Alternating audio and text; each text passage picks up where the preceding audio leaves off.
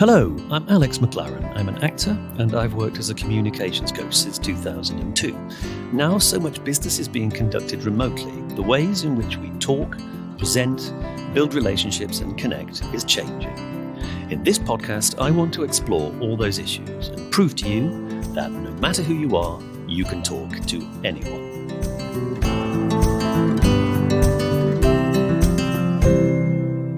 Hello and welcome to You Can Talk to Anyone, the podcast where we open the bonnet on our communications engine. I'm Alex McLaren. And I'm Tom Zielinski. And this week, we wanted to talk about teasing. This is... well, you would want to talk about that. Well, why do you think I would?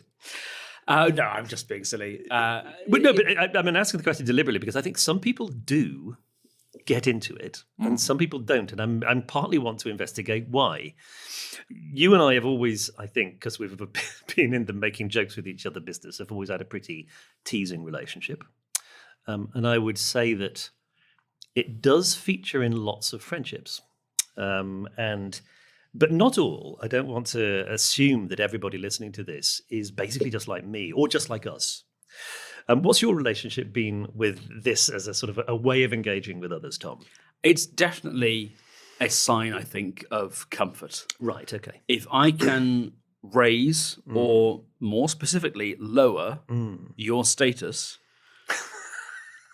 in a playful way and you enjoy it, then clearly we both feel very secure about what's going on here. Yes, okay. And if I attempt a little playful teasing remark and it's met with frosty indifference or some sort of or outright hostility, then that's a very clear sign to back off. Yeah, I mean, I think in general that basically has been my position, and I'm just aware that some people listening to this, because when I floated this as a way of thinking about teasing in groups of people I don't know particularly well, you sometimes find that there are people there who go, oh my God, what does this mean about my relationships? Because maybe teasing doesn't feature quite so often with them as it does with me. So I don't want to suggest that this is the be-all and end-all as a way of thinking about it.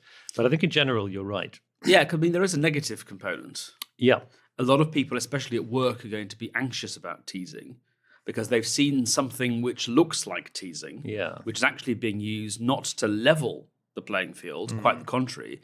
It's being used by somebody in a position of power to shore up that position of power and make sure the underlings don't get ideas above their station. Yes, or it can sometimes be a strategy for fixing things in a particular kind of pattern. Let me tell you a story. Actually, this is so when I was a drama student. Okay, this is and at conservatoires they work you very hard. They would give us lots of things to learn by heart, and partly because I didn't find it particularly difficult, but also because I was obviously determined to try and do things well. It meant I ended up being a mildly perfectionist and often procrastinating to the point in which I wouldn't actually do it at all. And I remember there was one evening when I was back in our flat, and my beloved flatmate, Rhys Harris, who, as you may remember, has a very keen eye for human foibles, he asked me, he said, come on, Alex, come to the pub. And I said, no, I can't. I've got to learn these lines for this audition we've got coming up. And he said, you won't get it done. Don't bother. Just come to the pub. At least you'll have a good evening. So I didn't go to the pub. And he rolled back after closing time, happy and drunk, having had a great time. He said, how did you get on with the lines? And I said, I didn't get anywhere, Rhys. And he said, there you go, fannying around again. And he then started to call me Fanny at home. All right, this became my name by Rhys in the flat. Okay, so and this is affectionate teasing from Rhys. But then the rest of the class all then started to call me Fanny. Okay, so you could argue that this was like a fun joke, right, a teasing joke, which then became like, oh, this is too much fun. Everybody has to join in on it. So there are people who know me from that period of my life by that nickname. Now, maybe to a degree nicknames are pinning. Maybe it's a little bit of both, or it was a joke which also became a kind of a framework. But I'm very aware that sometimes people are deliberately actually saying this is a joke, but actually I'm using it to control rather than to liberate and free up. And the difference is something which the person issuing the tease, inventing and bestowing the nickname, it's something that they can't know, which is how do you feel about it? Because if I invent a silly nickname for you and you laugh uproariously and go along with a joke and introduce yourself to other people with that name, I'm on pretty solid ground. But there is, in those kind of teasing situations, quite a lot of social pressure to be a good sport. Yes, indeed. And to have a good sense of humour, even though you might be dying inside. Yes, that element about being a good sport about it. I've always thought that often the difference between teasing and bullying is often, do I have the consent of the person on the other end of this? And one of the, I think the interesting challenges is actually reading that consent, because we don't formally write each other notes like, Tom, we are now friends. Here's the certificate which I sign off. You are now allowed to take the piss out of me. We sort of work our way to that place over a period of time. I imagine when improvisers are meeting and playing, you get there pretty quickly. And I think that when others see me, or people like us from the kind of the performance and comedy world, they assume that we're going to be game for a laugh straight away in any circumstance, which isn't necessarily always the case. No. But those permissions are sort of, they're tacit. They're sort of, they're things that we sort of figure out. Yeah, you have to just feel them. And I'd say it's not the responsibility of the teasee to communicate clearly to the teaser, I'm fine with this. No. It's the responsibility of the teaser to be sure that the teasee is having a good time. Yes, and also, or at least to absolutely have tuned up their antenna to the nth degree in order to soak up every little bit of message. And I'd say also, maybe one way of thinking about this is that relationship and that permission needs to be something that you allow to be a little bit flexible, because it's inevitable that sometimes we go a little bit too far, we slightly cross the line. And it's actually quite a lot to ask somebody else to say you crossed the line there, because then they're confronting you with your own mistake. And in fact, sometimes you learn so much from this, like my drama school nickname, that actually kind of becomes incredibly useful to you in the future.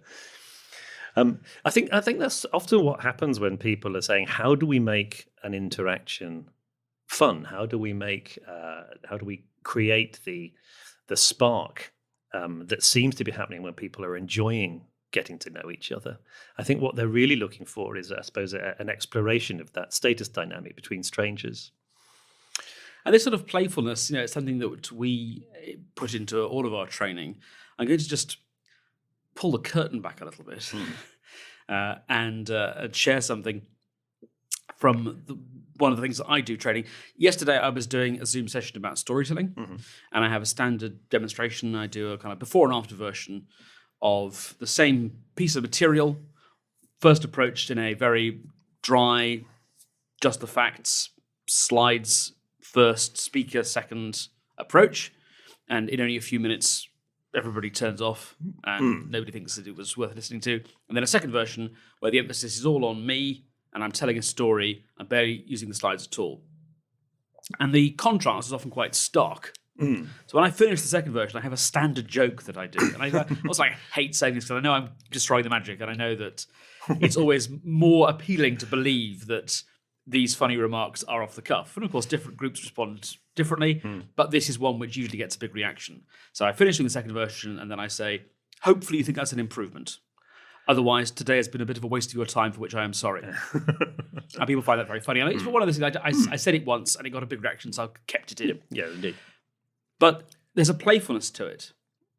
Because first of all, I'm genuinely saying, give me your true responses. And I have occasionally had people who are used to doing very fact and number oriented presentations who've said, I prefer the first one. It doesn't happen very often, but it does happen. And I want the door to be open to that, because I want that conversation to be had.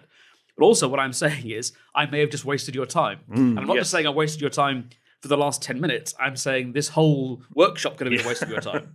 Comedians often make the distinction between punching up and punching down.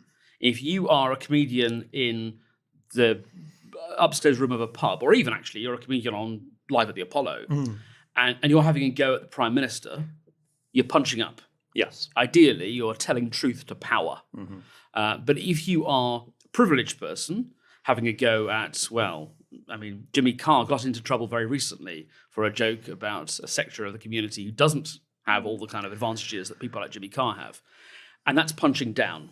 That, again, is emphasizing your innate superiority and inviting other people who share that superiority to laugh along at the expense of the poor unfortunates. And it sticks in my throat. Yeah, I suppose when we're teasing others in some way, particularly when you were talking earlier on about the business of lowering another person's status, mocking someone for fun, all right? And I suppose it's funny, I'm thinking about this because I've got an 11-year-old son who's kind of about to learn all the things I learned as a teenager, and our family tease each other an enormous amount, right? Zoe and I are constantly needling each other and and we're enjoying this, by the way, but we don't tease Frank, okay? So he's witnessing us playing this game with each other, but we don't do it to him. I'm trying to remember my own adolescence, in which basically my brothers and I were constantly ranking ourselves and each other, and it seems to be a thing among teenage boys. I don't know what it's like about families of girls out there, but noticing a sort of a healthy playfulness between people, and that actually that to know each other with all of our weaknesses. You're not just utterly vulnerable to somebody to exploit you. Actually, that is part of what loving our close friends is like. And if we don't acknowledge not only our own foibles, but others, then that kind of puts a bit of distance between us. Am I making sense here? Yeah, absolutely. And so I'm very conscious that he's the vulnerable one in the household. He's not a grown-up. He doesn't have all the experiences and the sort of emotional apparatus of adults. And so he's going to take a while to get there. But there is one context in which it kind of does happen. Frank, ever since he's a baby, has insisted on me tickling him. And in some ways, I think that this is a little bit like the sort of verbal teasing that Zoe and I are doing, in which effectively we render him helpless. And he kind of loves it. We have to have safe words, which we then have to cycle through. We have to kind of have new ones because we want to kind of push the envelope a little bit. And so he started getting into this sort of this level of awareness of this is going to be a game in which we sort of are fighting, but there is a very, very clear set of consent. And in fact, if he wants tickling these days, I won't tend to initiate this. He will say with a straight face, "I wonder if we should just go and sit on the sofa over there." And that's the kind of that. There's the tacit permission to put ourselves in each other's power, I think. And I think that is what is happening when people are happy with being needled and mildly mocked by people who absolutely love them.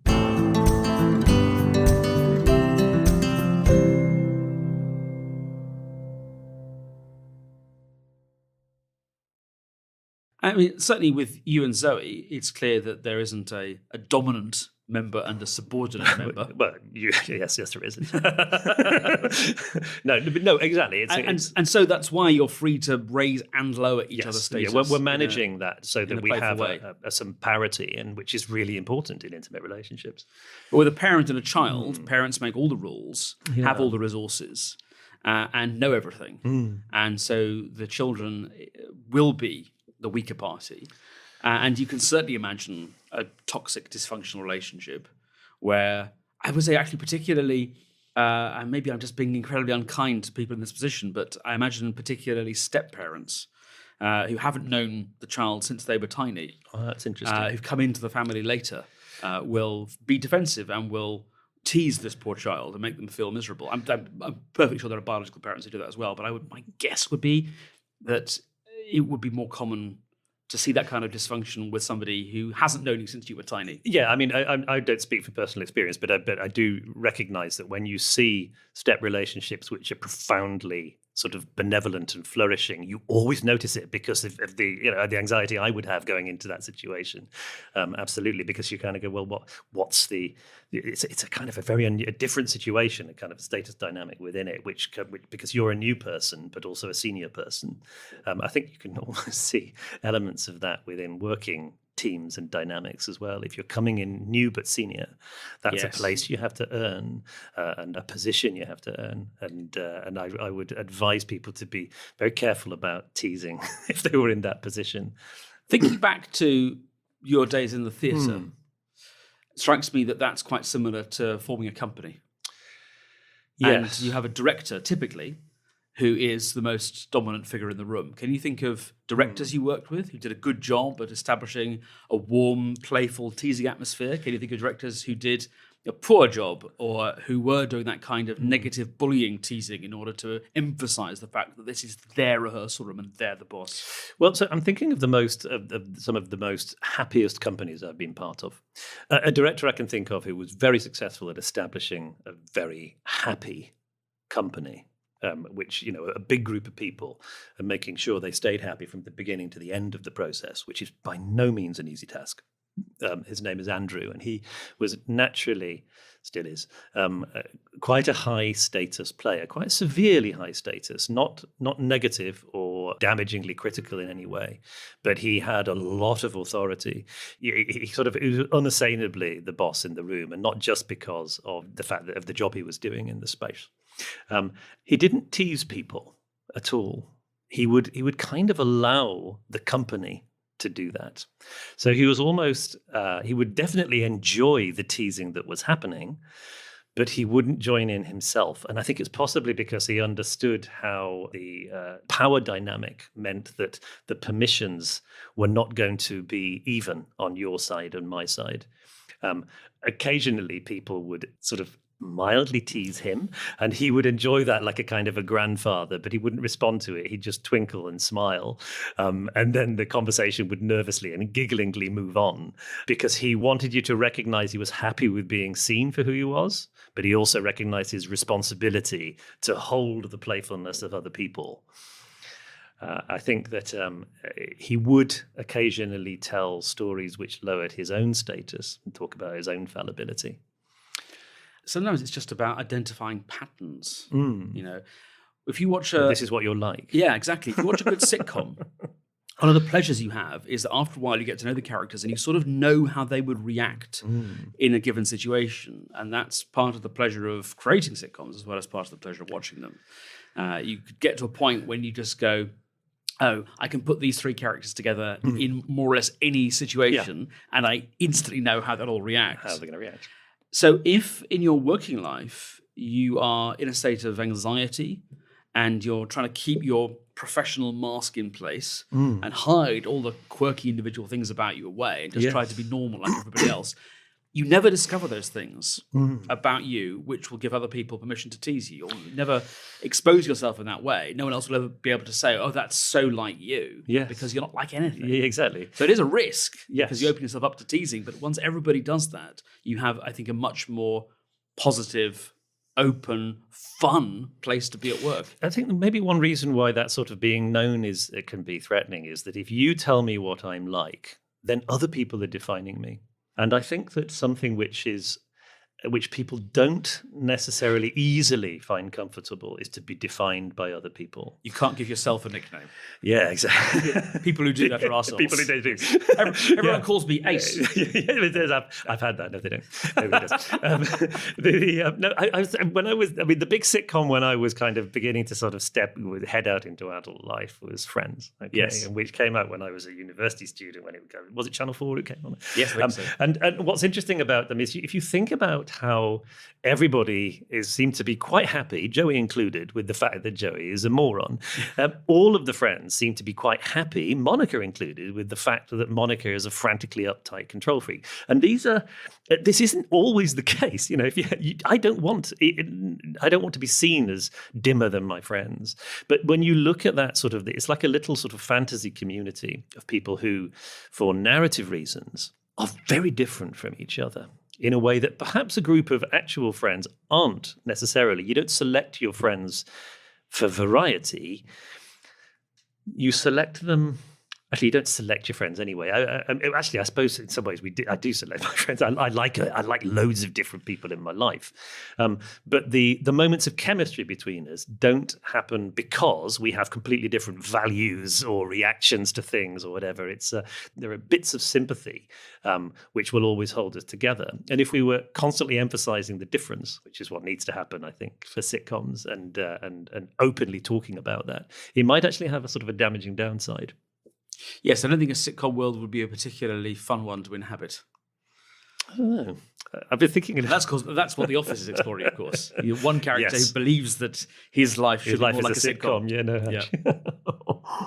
And that's a great example as well, particularly the British version of somebody who thinks he has absolute permission to tease other people and is completely oblivious to the fact that, by and large, they hate it. They hate it, but they've no permission for this at all. Yeah. And just to reemphasize that point as well, there's a legal principle which I think is instructive here, that of the eggshell skull. Have you heard that before? No. So the idea is that if I hit you on the head, then I've done a bad thing, okay? But the badness of that thing, in part, is going to change depending on how severe the injury is. If I hit you on the head and you say, ow, and that's the end of it, I've done a less bad thing than if I hit someone else on the head with the same force and with the same malevolent intent. Yes. But simply because they have an eggshell skull, I do them permanent, irrevocable damage. Yeah. And the onus is on the person doing the bad thing not to do the bad thing, not on the person with the eggshell skull not to have an eggshell skull. And so that's what I was getting at before. It's the onus is on the teaser to make sure that they're giving the teasee a good time. This is particularly relevant, I think, because at the moment, I feel like there is a reasonable, particularly in workplaces, anxiety about banter. Okay. I think the reason people are anxious about it is that in an ideal world, everybody's having fun, joking around. But what is actually happening is a sort of a poisonous and pernicious, vicious, controlling cycle of bullying is actually going on with big smiles on everybody's faces. Because you can bully somebody without ever addressing them. You and I can socially exclude somebody by making jokes that they can't participate in. Yes. And that is a very poor way to live your life. Extremely bad form. And also I think it can be very, very male. I don't know whether, I'm trying to think of, I don't tend to hang around in very unhealthy all-male environments in which this is the case. And in fact, I'm thinking of an example where I was invited along to something and it was just blokes. And I remember thinking, I'm very uncomfortable with the level of bantery badinage here. But because I'm new, I also need to be conscious that some of my issues will be just anxiety that I don't quite know the levels of permission that people are giving each other yet. And I'm also aware that nobody's teasing me yet, but there's no singular effort to be well behaved with a new person for a while. And I ended up kind of not being part of that gang quite quickly after that. But I did give it a few more tries because I just wanted to see, I wanted to test my own reactions, I think. And I think ultimately I thought, well, I don't know, even if these people are really enjoying this level of teasing, I definitely am not going to. So I'm out. And so it may be that everybody comes with their own internal sort of kind of thermometer for that kind of level of things. And I just want to urge anybody listening to this to trust their own internal thermometer here, and certainly explore it and discuss it. But ultimately, your own hunches are what matter, because your permissions are incredibly powerful. And if you're in doubt, rather than asking the person that you fear you may have made uncomfortable, because there's so much pressure on them to say, no, it's fine. No, I love it. Yeah. Call me those names all the time. I couldn't do anything more. Ask someone else. Ask someone else who knows at least one of you, preferably both of you, and ask someone who's seen the interaction and ask them what their guess is. They won't know, but ask them what their guess is, and then you can factor that in. You can accept what they say or reject it, but they have a different, probably more objective view of the relationship than you do. Yeah, and also feel free. I mean, this is, I guess, a key thing, and maybe something which people will recognize is scary. You have a right to change and shift your permissions about particular kinds of jokes. It can feel tumultuous to overturn a pattern which apparently everybody was comfortable with for some time. I remember once, years ago, there was a guy I knew at college, and he was a big, strong fella, okay? But when he was at school, he'd acquired a nickname, which was Beast. And I can sort of imagine in a very macho, all-male environment, when you're a teenage boy, yeah, I'll take that. I'll be Beast. But it's not a lot of use to you when you are becoming a young adult and thinking about your future. And I remember the shock in his circle of friends when he said, I don't want to be called that. I'm John. It was also, I think, really important because I think from the outside, when you're still a boy, people's identities feel so kind of fixed and sort of, but you're negotiating your anxieties about them, but realizing, oh gosh, behind somebody who looks like the Incredible Hulk and is known as Beast is actually somebody who's quite vulnerable, and inside everybody, I think, is that person. Don't let that put you off being playful and exploring strong relationships with teasing, but be conscious when you're scared of people that behind them all is that kid who is still squashy inside. Thank you so much for joining us. Do get in touch if you've got any particular teasing, glory or horror stories to share with us. Or you just want to slag us off. Yeah, don't tease us. We do lots of work with people at workplace, doing workplace communication, so please do get in touch with us at alex@the-spontaneity-shop.com or tom@the-spontaneity-shop.com. Or you can find us on Twitter @spontaneityshop. Or you can give us a call, 020-7788-4080. Tune in for future episodes. I'm Alex McLaren. And I'm Tom Selinsky. Thank you and goodbye.